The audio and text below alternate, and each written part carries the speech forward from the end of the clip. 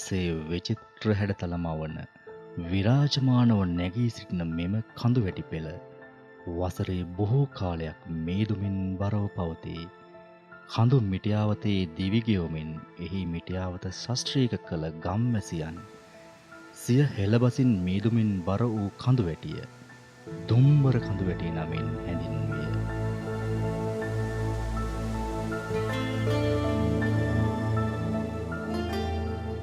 ස්වභාව ධර්මයා විසින් අපට දායාද කළ වස්තුවකි. ශ්‍රී ලංකාවේ මාතලේ මහනුවර දිස්ත්‍රික්ක දෙක තුළ හෙක්ටයාර් 21,000ක් පුරා විසිර ඇති මෙම ස්වාභාවික සම්පත දකුණින් හා නැගෙනහිරින් මහවැලි නිම්නින්ද බටහිරින් මාතලේ නිම්නින්ද වෙන්ව ශ්‍රී ලංකාවේ මධ්‍යම කඳුකරය වසා පැතිර පවතී. සේර ඇල්ල දුම්බර වනකොමලියේ උපත ලබන සුන්දර දිය ඇල්ලකි. මෙවැනි සුන්දර අතුගංගා රැසක් දුම්බර වනපෙතේ දැකගත හැක.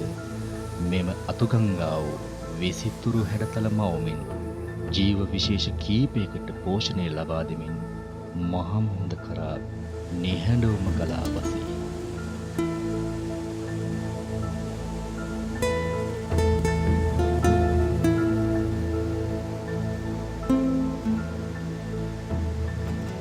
මෙවැනි වනාන්තර දිය ඇලි උපදින්නේ මීදුමින් වැසුණු ඉහළ කඳුකරයේය.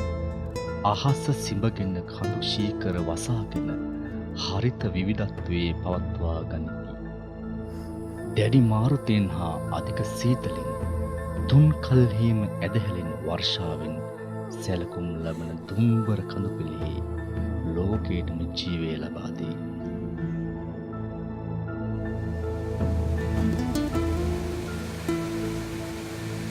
මාතලේ රත්තොට රිවර්ස්ටන් පිටවල පතන පසුකර ඉලුක් කුඹරට නොයා වමට හැරි පුවක් පිටියේ ගම්මානයේ පසුකර සේර ඇල්ල වෙත ළඟා විය හැක.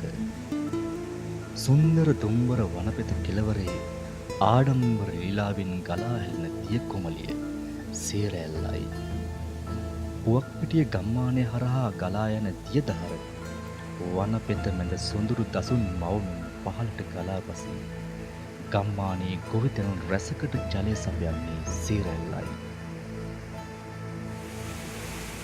මෙම සුන්දර දිය ඇල්ල අඩි 20ක් පමණ උසයි. දිය ඇල්ල සම්පූර්ණයෙන්ම ජලයෙන් පිරී පවතී. මෙම දිය ඇල්ලේ ඇතුළට යෑමද විශේෂීකි. දිය ඇල්ල ඇතුළේ සිට එළිය බලන විට දොමින් බර වී ජලය පහළට ගලා බසී.